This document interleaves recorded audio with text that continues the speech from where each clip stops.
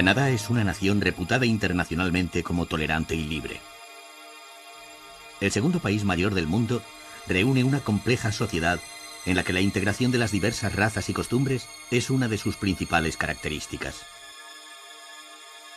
En los estados del oeste, Columbia Británica y Alberta, se pueden contemplar algunos de los paisajes más bellos de la Tierra. Sus costas cobijan una importante fauna marina y en sus lagos y montañas, prácticamente vírgenes, se puede disfrutar de una naturaleza excepcional en cuya conservación ponen gran esfuerzo los canadienses.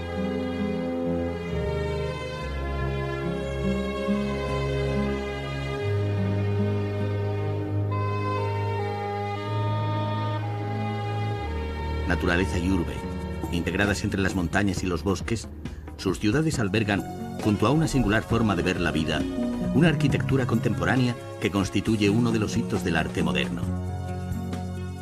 Columbia y Alberta también cuentan con una peculiar historia que les hace mirar siempre hacia el futuro. Tolerancia, ecología, historia y desarrollo. Un territorio abierto que ofrece múltiples facetas.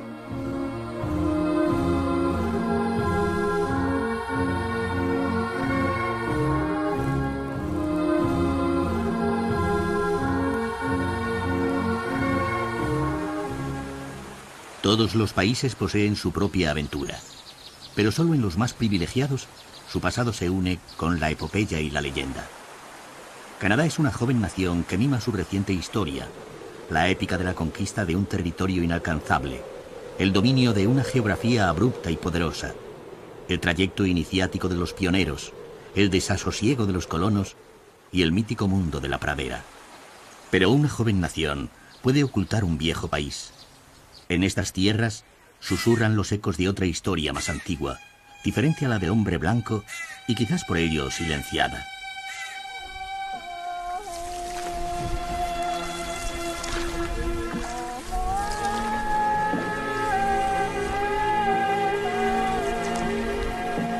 Estos guías, pertenecientes a la tribu Nootka, muestran a los visitantes los territorios en los que transcurrió la vida de sus antepasados.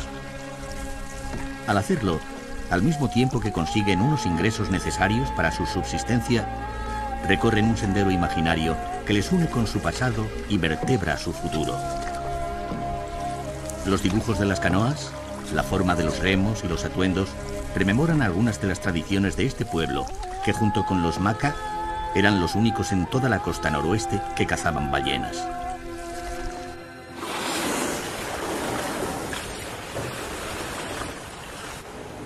Del mar obtenían el alimento, la ropa y los utensilios provenientes de la caza de los mamíferos marinos y los peces.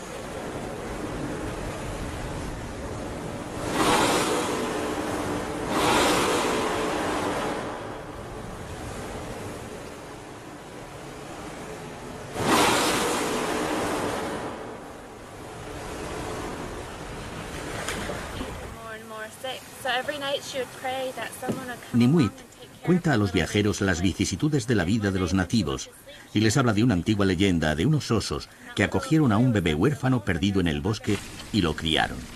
Transcurrido un tiempo, unos cazadores mataron a los osos y llevaron al niño a su aldea. El niño les enseñó la bondad y las costumbres de los osos, por eso los miembros de la tribu dejaron de cazarlos y de comer su carne.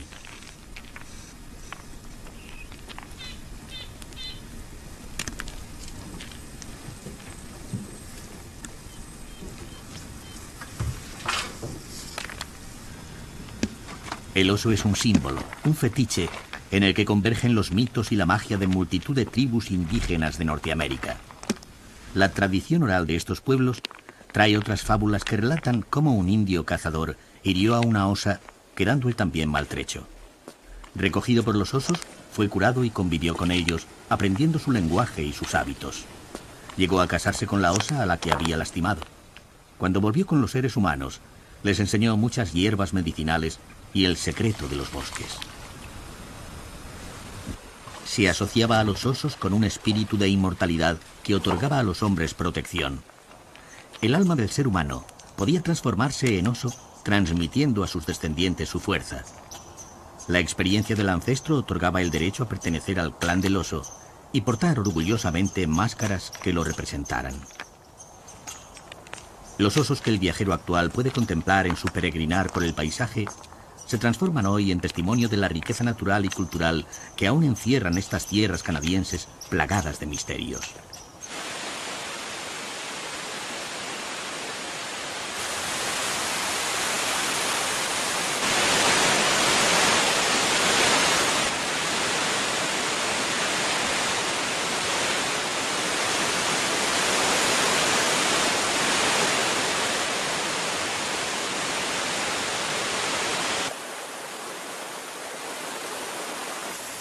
Las narraciones transmiten la ideología de unos pueblos que convivían armónicamente con la naturaleza. Entre la Columbia Británica, Alberta y el sur de Alaska, habitaban además de los Nootka hasta 70 tribus indígenas: Salish, Kwakiut, Beyacola, Shimian, Haida. Con lenguas y culturas diferentes, les unía la relación con su entorno natural. No pretendían dominar la tierra, sino convivir con ella. La tierra era dadivosa y de ella extraían lo que les era necesario.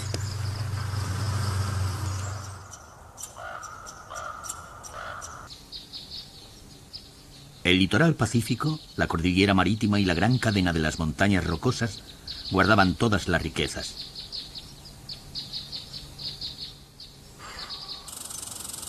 Los bosques les proporcionaban sustento y pieles de los ciervos, las martas, los bisones y los castores para resguardarse y para construir sus tiendas o tipis.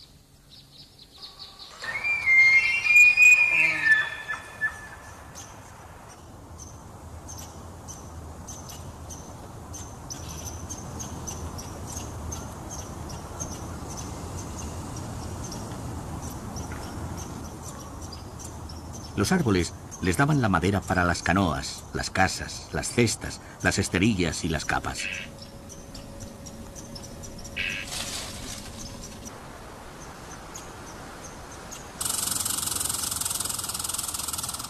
Cada animal que cazaban tenía su espíritu, y matarlo sin necesidad atraía la mala fortuna. No existían fronteras entre los espíritus de los hombres, de los animales y de las plantas. Y en su arte y sus tradiciones, sus almas se fundían.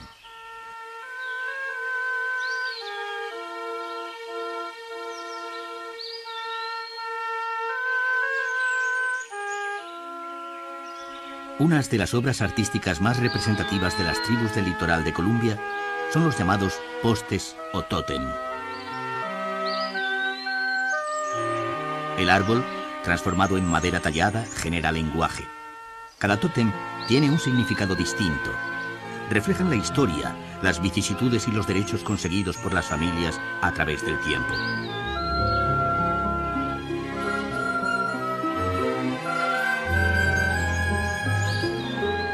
Como dice Ben, de la tribu Haida, cada viruta representa a una persona que ha muerto para que yo pueda estar aquí y transmitir nuestra cultura.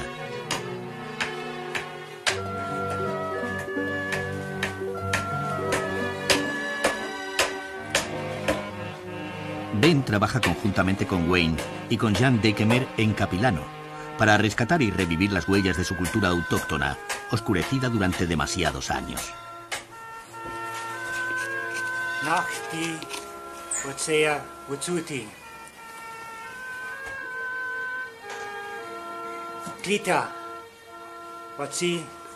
Jan Dekemer nos dice que pertenece a la familia Coratame y que la talla que está haciendo es del pueblo Kligue del río Taco.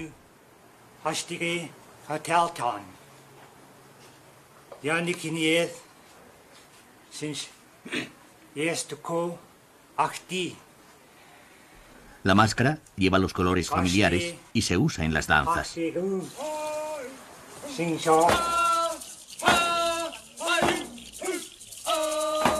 Aunque la situación de los indígenas en Canadá nunca fue comparable al genocidio sufrido por sus hermanos de raza en el país vecino de los Estados Unidos, no es menos cierto que estos se vieron abocados a una situación de marginalidad, donde la represión, justificada por leyes injustas, desempeñó un importante papel.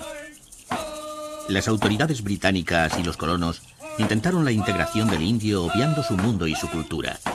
Muchas veces separaban forzadamente a los niños de sus padres para enviarlos a escuelas en las que olvidasen sus ritos y tradiciones y donde se les prohibía hablar en su idioma secular.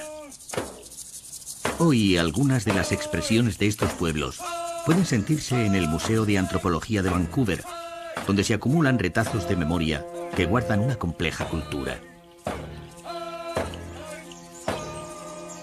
La colocación de un tótem requería la celebración de un potlatch, palabra que en lengua chinook significa dar. Era una fiesta en la que los promotores reunían comidas y enseres con los que agasajar a sus invitados. Si estos aceptaban los regalos, reconocían los derechos de la familia anfitriona a los privilegios expuestos durante la reunión. Utilización de símbolos, bailar las danzas o pertenecer a una estirpe o clan. Los potlatch fueron prohibidos, pues las autoridades y sus delegados no entendían el sentido del dar que se practicaba en dichas ceremonias. Les parecía un gasto inútil. Su deseo era convertir a los indios en agricultores y que estos invirtiesen sus bienes en la compra de semillas, con lo que además enriquecían a los comerciantes blancos y al gobierno encargado de vendérselas. A pesar de la persecución, los potlatch siguieron celebrándose en la clandestinidad y el alma del indio pervivió entre la oscuridad de la larga noche.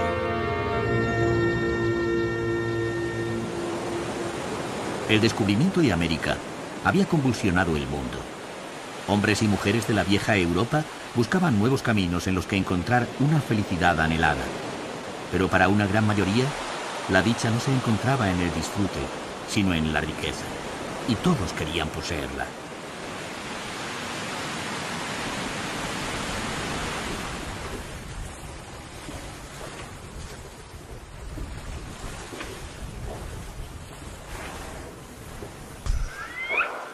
El encuentro del hombre blanco con la portentosa naturaleza americana no le produjo sorpresa ni sobrecogimiento, como pueden causar a los viajeros actuales las orcas que se contemplan en los litorales, sino ansiedad por escudriñar la tierra y encontrar los cofres que custodiaban la gran promesa.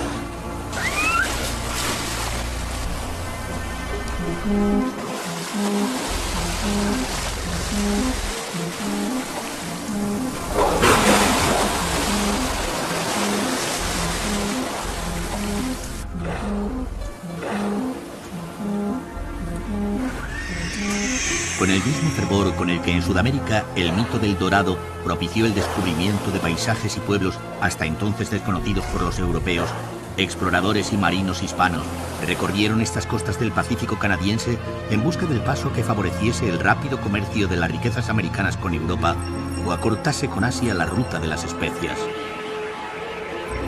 Es por esta causa por la que menudean los nombres españoles que caracterizan en esta zona a los distintos cabos, golfos o estrechos.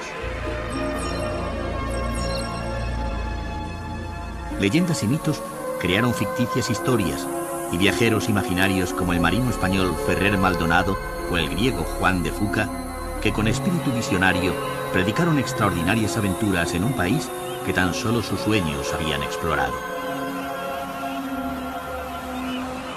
La geografía se interpuso ante la ficción y la realidad se plasmó en 1774, cuando el español Juan Pérez llegó a estas tierras y trató con los indios Haida.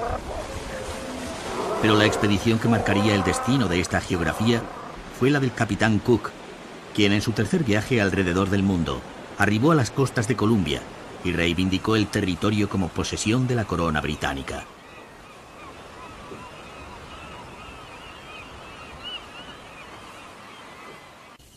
Cook cuenta en su diario las distintas impresiones que le causan los nativos que le reciben con hospitalidad.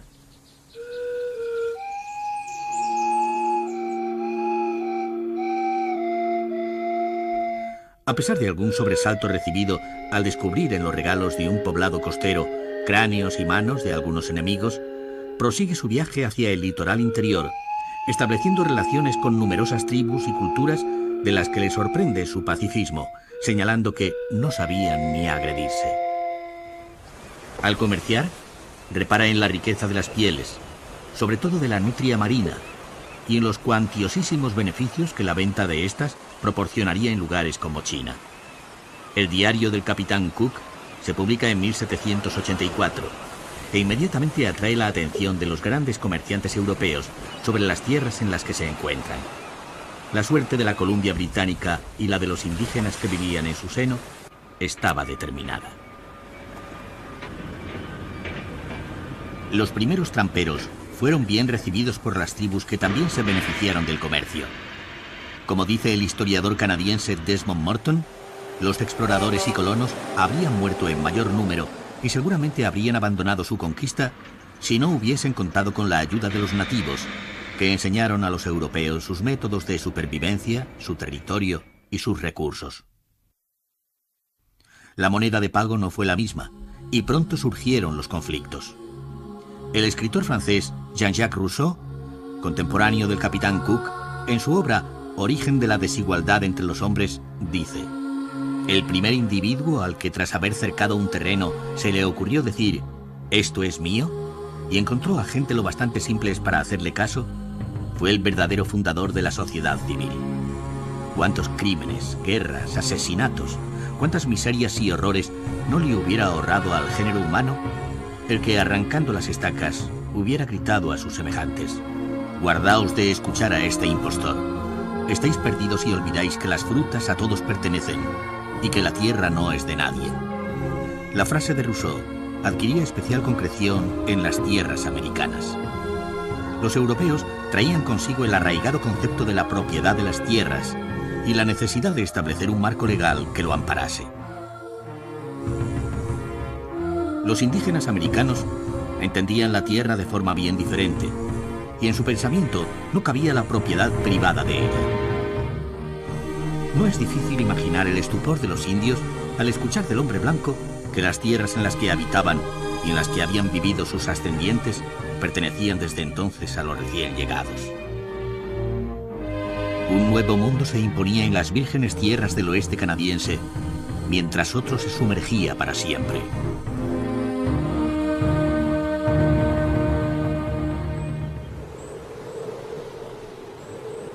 En las montañas rocosas se escucha el susurro del amor del indio por la naturaleza, y el tiempo parece convertirse en su más fiel aliado. Es otoño, y las primeras nubes y nieves presagian el albor de una época en la que las montañas y los bosques se encierran para regenerarse. Aquí el paso del tiempo, el que abre nuevos caminos pero atemoriza al hombre, en lugar de corroer, preserva.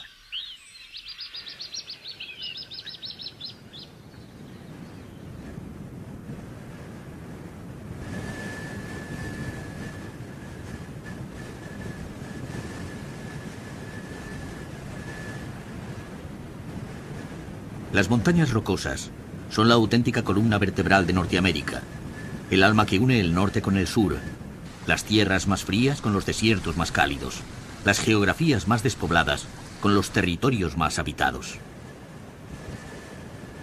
En su recorrido unifican razas, lenguas y países, el clamor indio con la influencia británica o la civilización hispana. Partiendo desde el Canadá, atraviesan los Estados Unidos y se pliegan en México. En Canadá acaparan toda su fuerza. Ocupando la Columbia Británica y Alberta, 30 de sus cimas sobrepasan los 3.045 metros de altura, y sus glaciares y lagos retan a la imaginación.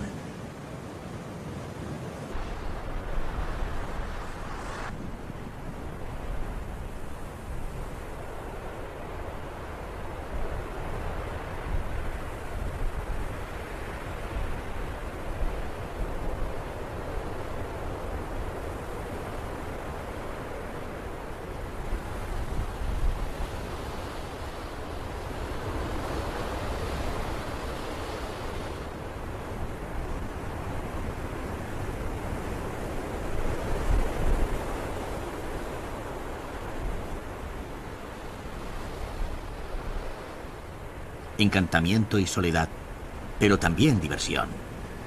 Antes de cerrarse en invierno, la Gran Cordillera ofrece todas sus dádivas. El tiempo, sus horas más alegres.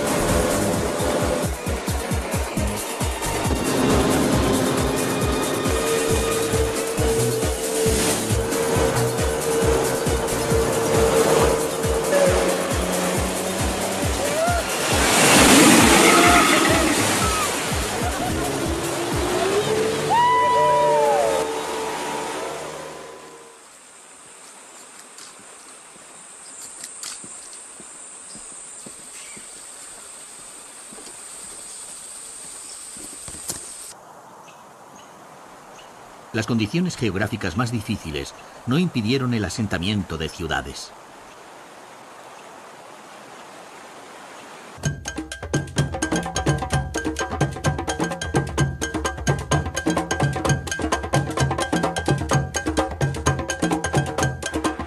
Desde abril a finales de octubre, el clima es benigno y las gentes del norte lo aprovechan al máximo.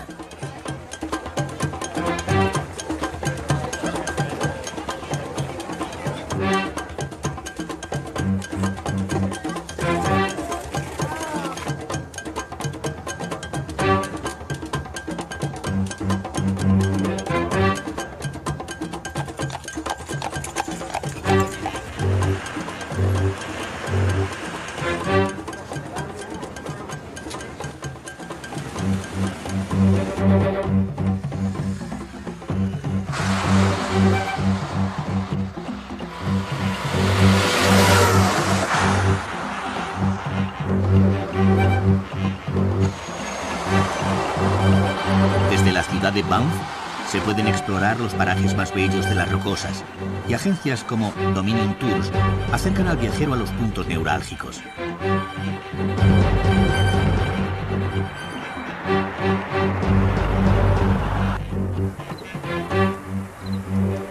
Desde ellos, siempre montañas, picos y lagos, y a su cobijo, osos, alces, caribús, muflones, lobos, coyotes.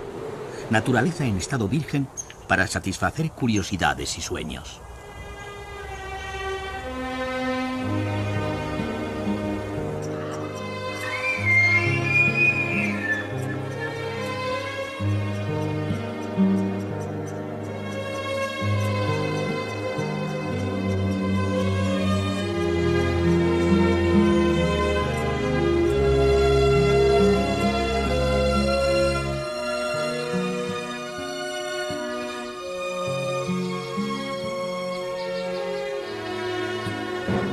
Pero no siempre estuvieron abiertos los caminos de la cordillera. Las montañas rocosas, con su eje transversal norte-sur, constituían una barrera infranqueable que impedía la comunicación este-oeste. Una frontera natural separaba las tierras del Atlántico del Pacífico. De hecho, una de las condiciones que puso Columbia Británica para unirse al dominio del Canadá en 1871 fue la construcción de un ferrocarril transcontinental que, salvando las grandes montañas rocosas, le uniese con los territorios del este y con sus capitales Montreal y Quebec. Desde bastantes años antes, la búsqueda, desde el colonizado oriente canadiense, de un paso que atravesando las rocosas llegase al Pacífico, fue una obsesión para aguerridos exploradores que con su espíritu indomable hicieron crecer los nuevos países.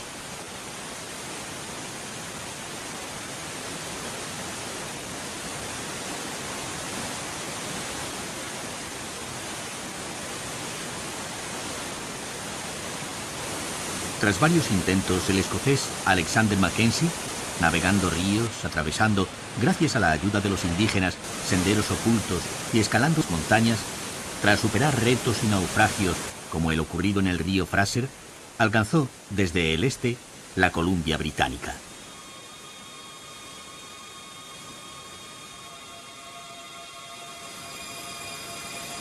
Su experiencia abrió la ansiada ruta del Pacífico, que permitió el tráfico de pieles y sobre todo el desarrollo de los países del oeste.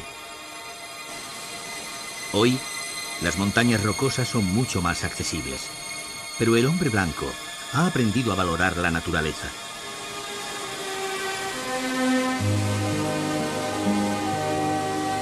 Los protegidos parques naturales que se encuentran en el seno de la ingente cordillera, Banff, Jasper, Yoho y Kootenay, han sido declarados Patrimonio de la Humanidad por la UNESCO y constituyen el símbolo de la actitud de los canadienses con el prodigioso entorno en el que transcurre su existencia. Tal vez sea el legado de unas voces apagadas, el espejo en el que se reflejan unas antiguas ideas. Los ecos del sentido de la vida que pregonaban los nativos ondulan los lagos canadienses y su idiosincrasia revive hoy con inusitada fuerza. Quizás porque, como dijo el poeta norteamericano William Carlos Williams, nada queda ya del gran nuevo mundo americano, salvo el recuerdo del indio.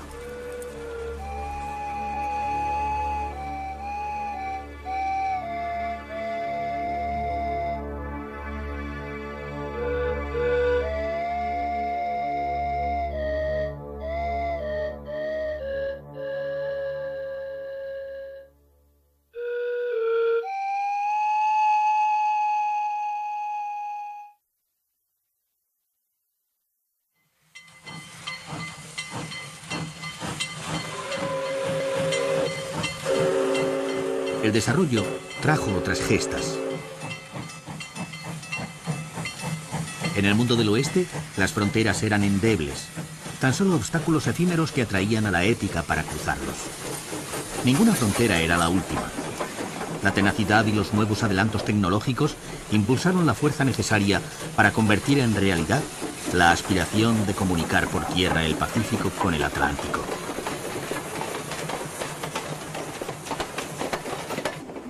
La construcción del ferrocarril resume todas las proezas. Entre penuria sin cuento y aventuras estremecedoras, entre la tragedia y la felicidad, se tendieron vías, se construyeron puentes, se atravesaron gargantas, cañones, ríos y se vislumbraron las más escarpadas montañas. Los raíles de la Canadian Pacific marcan el nacimiento de una nación. El viajero actual puede rememorar estos acontecimientos y admirar la naturaleza a la que dominaron, disfrutando de los antiguos trenes de vapor que de primavera a verano surcan la geografía para beneficio del turismo más inquieto. Hoy, los nuevos y potentes trenes transportan personas y enseres, uniendo los más alejados confines, constituyéndose en móviles monumentos a la audacia de los hombres que lo hicieron posible.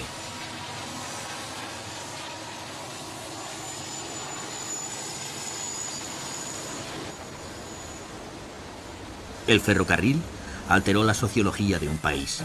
Nuevas ciudades surgen en torno a los raíles. El desarrollo propicia la llegada de trabajadores y emigrantes de todas las etnias. Colombia conoce una época de gran prosperidad.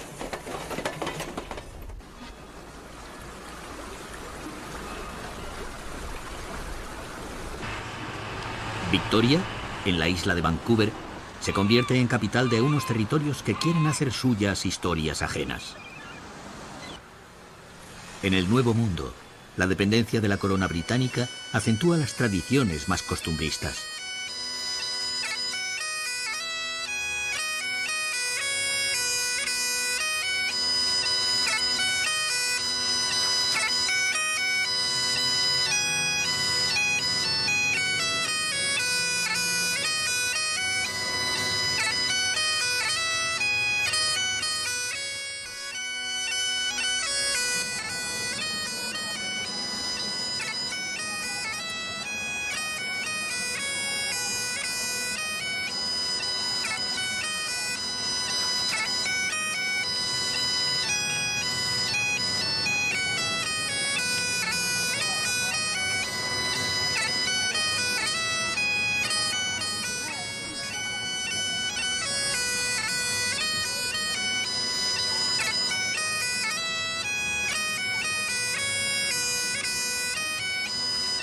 Los antiguos habitantes quedan inmersos en los márgenes de una nueva sociedad que sale de su letargo.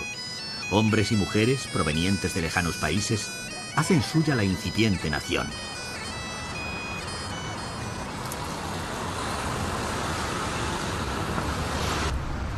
Victoria sigue siendo en la actualidad la capital política de Colombia y una escala imprescindible en los viajes del Pacífico entre California y Alaska.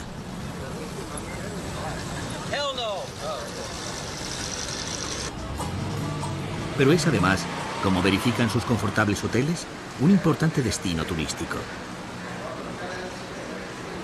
El origen de la infraestructura hotelera también está ligado a la historia del ferrocarril. La compañía Canadian Pacific invertía sus beneficios en la construcción de hoteles que favorecían el asentamiento de comerciantes y viajeros al mismo tiempo que impulsaba el uso del tren. El Hotel Empress de Victoria es el más antiguo de la compañía y sigue siendo uno de los más emblemáticos. Aunque la cúpula de cristal de Tiffany's parece reconciliarlo con lo moderno, el hotel como queriendo afirmar la aristocracia que le otorga su pasado, transforma alguna de sus actividades en ceremonia.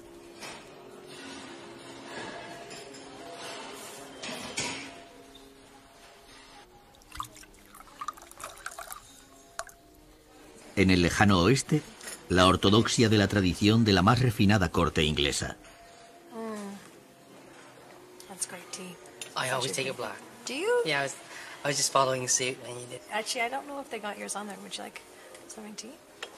En su seno y en las transitadas calles de la ciudad conviven todas las razas.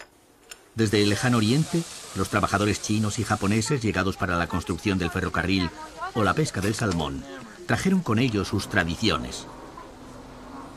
Su forma de ver la vida se trasluce en su delicada visión de la naturaleza.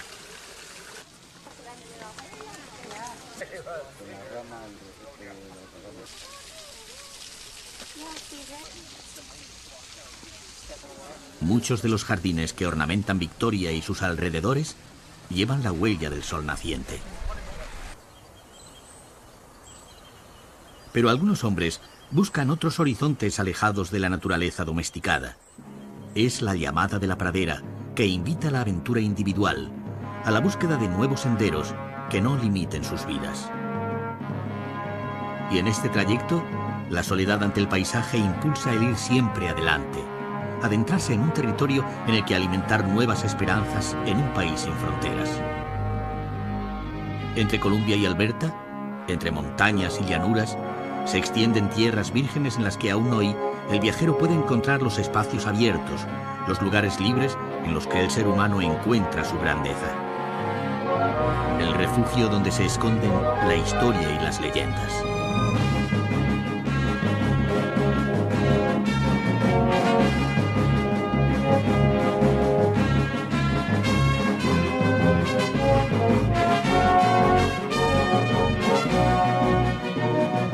En esta tierra de tránsitos, el brillo de las aguas auríferas de sus ríos despertó fiebres insaciables.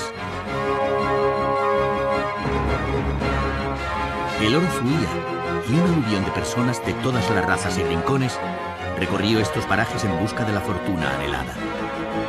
Una vez conseguida, las ávidas manos de los mineros dejaban escapar la riqueza en los salones de los más oscuros mundos donde habitaban los embaucadores de los sueños ajenos.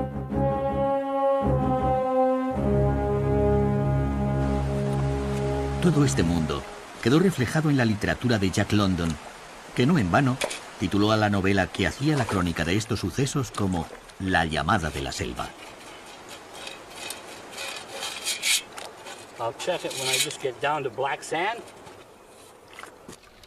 Hoy la fiebre del oro es historia, y desaparecida el ansia, solo algunos habitantes solitarios de la zona ejercen de cuando en cuando la actividad. Brian Hoover nos explica que el trabajo de extracción del oro con las bateas es muy minucioso y que una vez extraído hay que mezclarlo con mercurio para que el polvo de oro quede definido.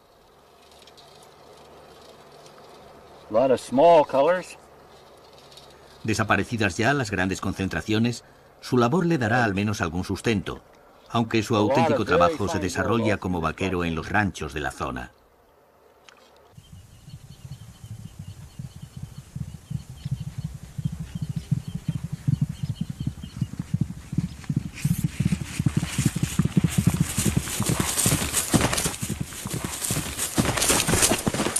Estas tierras acogen también otras epopeyas. El mundo del oeste es también protagonista en el Canadá de las praderas. Y con él todos los mitos, el hombre solitario, los grandes horizontes, las heroicas mujeres y siempre el deambular hacia un más allá.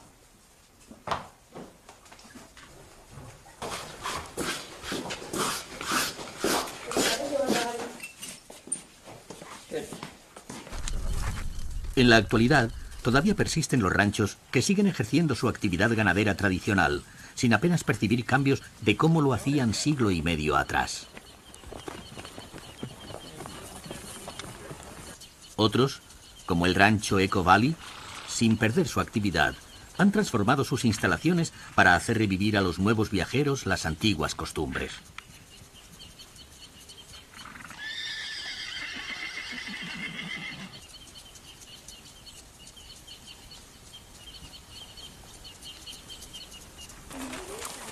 El recorrido se convierte en un viaje iniciático donde los grandes horizontes señalan una tierra sin fin en la que pervive la búsqueda. Halconeros, tramperos, indios, pistoleros, ganado, bisontes. El camino se transforma en celoso guardián de las tradiciones del antiguo oeste.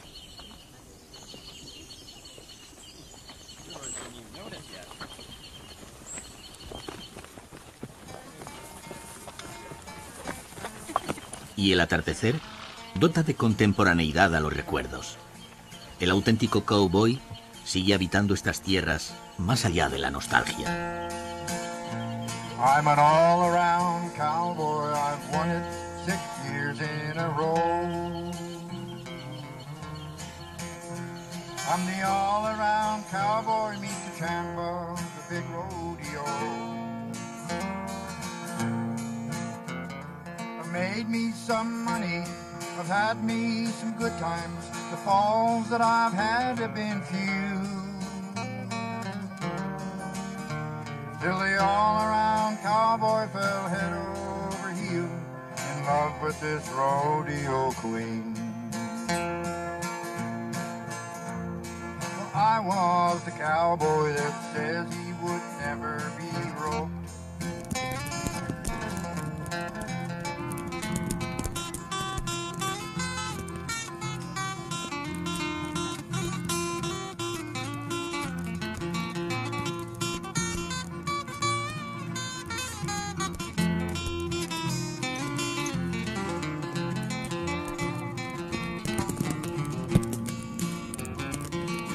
She left me broken, she left me crying out there in that clear water bird.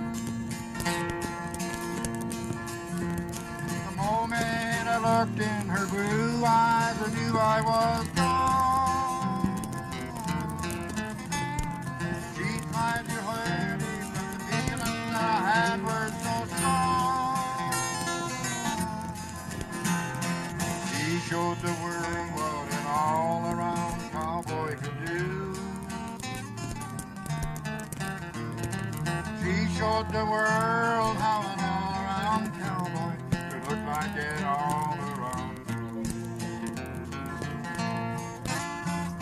She showed the world how an all-around cowboy could look like an all-around.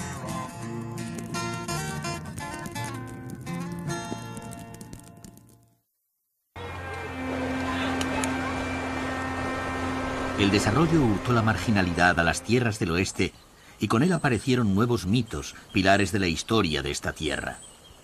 La Policía Montada del Canadá es uno de ellos. Creada en 1873, en Alberta construyó el Fort Macleod un año más tarde. Su misión era mantener el orden entre los colonos y establecer relaciones pacíficas con los pueblos indígenas. Tuvo que controlar las obras en la construcción del ferrocarril del Pacífico y templar los excesos de la fiebre del oro.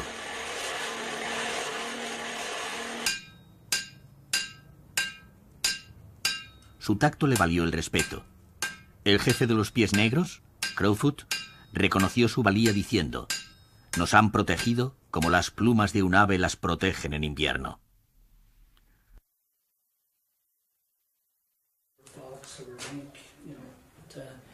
But because beaver was the fashionable item, that's why there's so much demand. We're almost trapped out of extinction. La antigua sociedad del intercambio, del comercio de pieles y de los aventureros fue dejando paso a una nueva agrícola y artesanal que sacó provecho de las magnas riquezas escondidas en la tierra.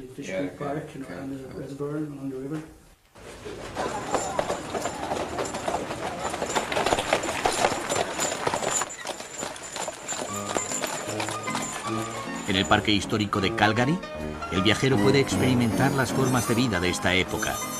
Todo funciona como hace un siglo, como si el tiempo no se hubiese sucedido.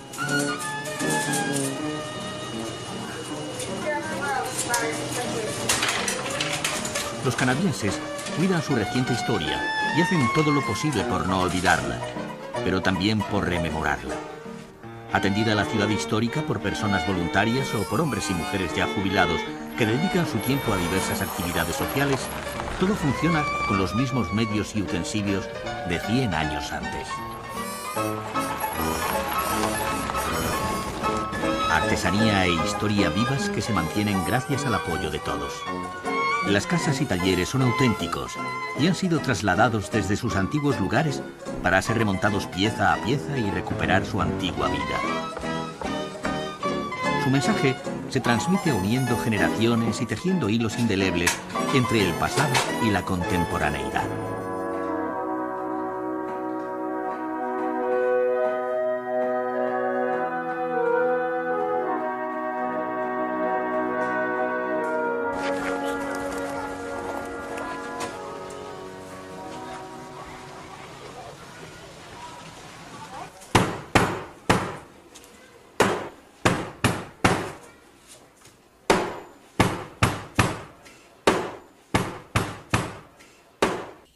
La Calgary actual es el resultado de esa tenacidad del canadiense para ir construyendo el presente sin olvidar su nueva historia.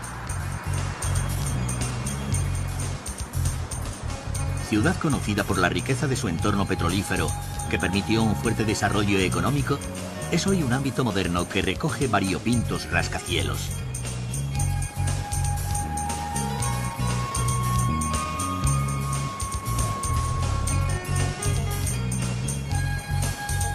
Es la ciudad más extensa de Alberta y goza de una singular actividad.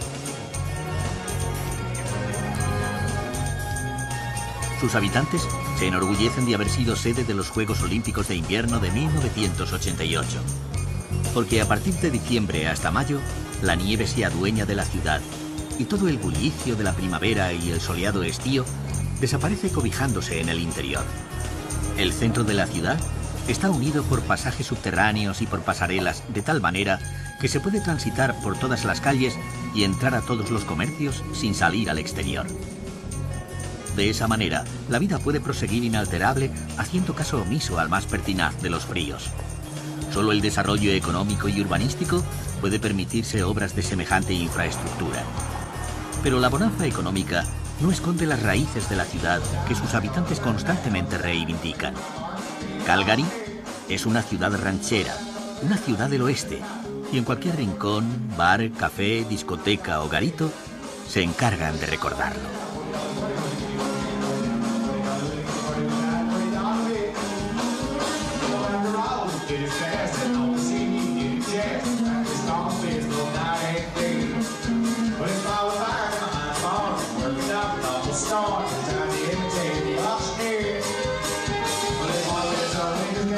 Todos los años, desde 1886, celebran durante 10 días la conocida Estampida. En ella se reviven todas las escenas del más profundo de los oestes. Los nombres de los vaqueros más legendarios vuelven a protagonizar la vida en la ciudad.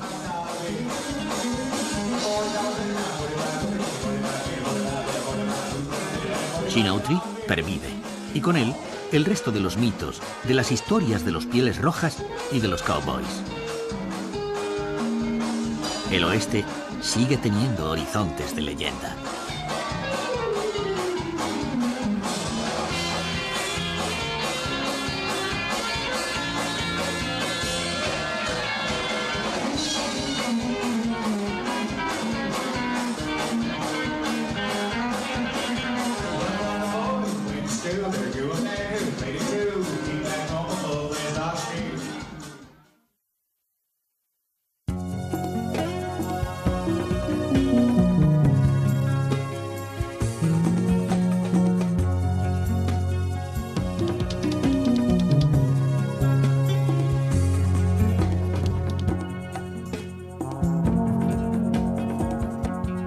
Situada en un privilegiado emplazamiento en el continente, frente a la isla de su mismo nombre, entre los estrechos de Johnston y Georgia, se alza la ciudad de Vancouver.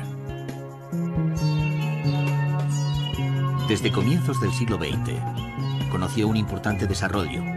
Sus dársenas eran el punto de encuentro de las mercancías llegadas del Extremo Oriente, y desde sus muelles se exportaban las grandes riquezas proporcionadas por estas tierras de Canadá. Madera, minerales, trigo. Con el tiempo, una gran refinería de petróleo contribuyó a incrementar los beneficios de su economía.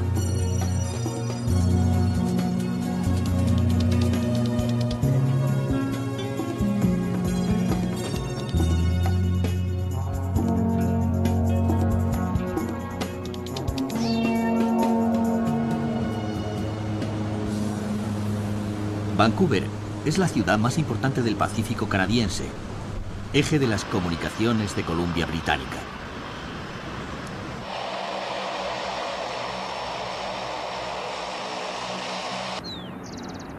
Su nombre rinde homenaje al navegante inglés George Vancouver, que en el siglo XVIII acompañó al capitán Cook en su segundo y tercer viaje y exploró estas tierras.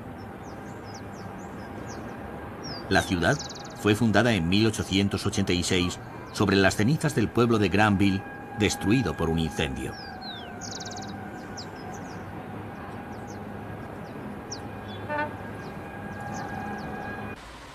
Hoy Vancouver es una ciudad moderna que acoge una arquitectura contemporánea de primer orden y una incesante actividad económica y cultural.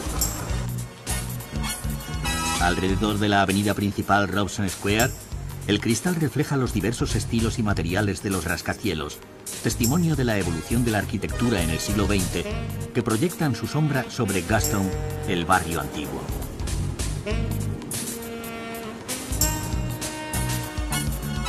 Allí, un edificio más humilde y pequeño consigue arrebatar el protagonismo a los gigantes que le rodean. El Triangular Building, construido en 1909, acapara la atención. Está emparentado con el edificio neoyorquino conocido como La Plancha, del que es deudor de sus singulares formas. La idiosincrasia de la ciudad y de sus habitantes se traduce en sus esquinas y plazas sin dejar de sorprender. Es una de las pocas ciudades del mundo en las que se ha erigido un homenaje a un tabernero. Gacy Jack se empina sobre un tonel recordando a este exmarino, que abrió un salón y entretuvo a sus coetáneos gracias a su conversación interminable. Cerca de él, el que dicen es el primer reloj de vapor del mundo. Desde 1870, su silbido recuerda cada cuarto de hora el imparable paso del tiempo.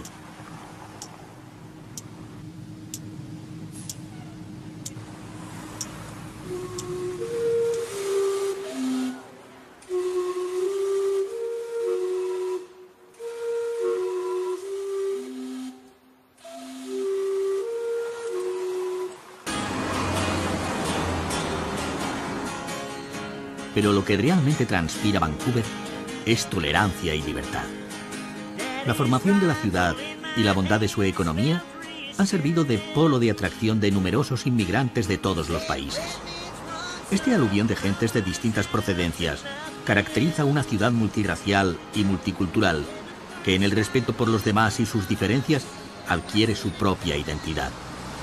Por las calles pasean y viven personas de orígenes ucranianos, hispanos, árabes, británicos, japoneses, hindúes, chinos, centroeuropeos. Y todos ellos declaran su orgullo de sentirse y ser canadienses. No es el patriotismo añejo de antaño, sino un nuevo sentimiento de nacionalidad basado en la cotidianeidad de la vida y en la convivencia.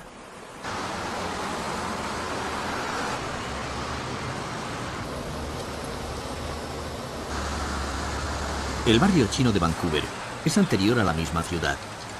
Los primeros asentamientos orientales llegaron para la búsqueda del oro en 1858 y se consolidaron 20 años más tarde con la construcción del ferrocarril en el que trabajaron multitud de obreros chinos. En la actualidad sigue dando la bienvenida a los numerosos inmigrantes asiáticos que llegan a sus calles. El barrio fue declarado zona histórica en 1970 y hoy, a comienzos del siglo XXI, sigue reproduciendo el incesante trueque comercial y el espíritu trabajador que ha caracterizado a sus habitantes.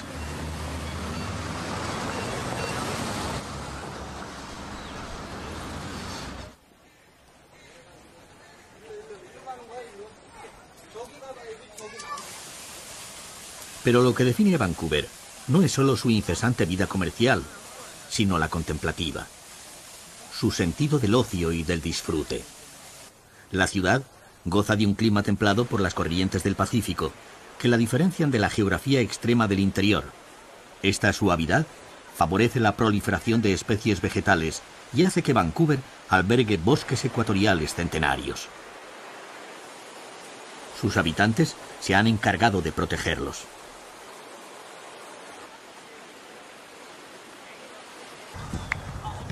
Favorecidas por su privilegiada posición económica y social, sus gentes utilizan la ciudad libremente según sus deseos.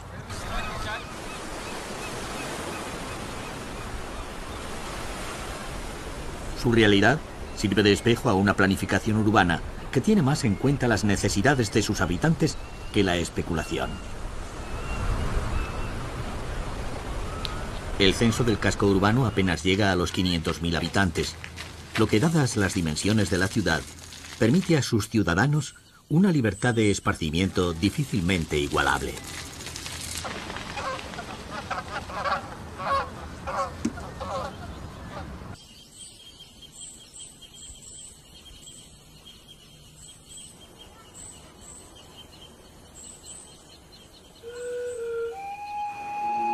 Vancouver es la síntesis del oeste canadiense.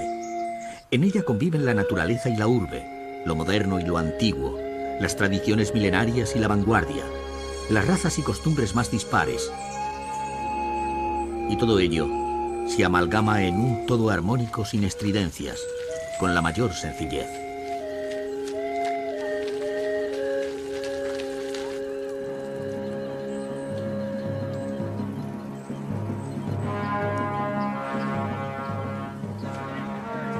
Contemporaneidad en las relaciones, en las personas, en la cultura. Un primer mundo aposentado en las riquezas naturales y económicas, pero también en la tolerancia, el sosiego y la paz. Un mundo al que aspiran con sus diferencias otros mundos, todos los mundos. Porque la utopía sigue estando en el oeste, en el sol poniente que siempre señala otras tierras, otras esperanzas, otras realidades por conquistar.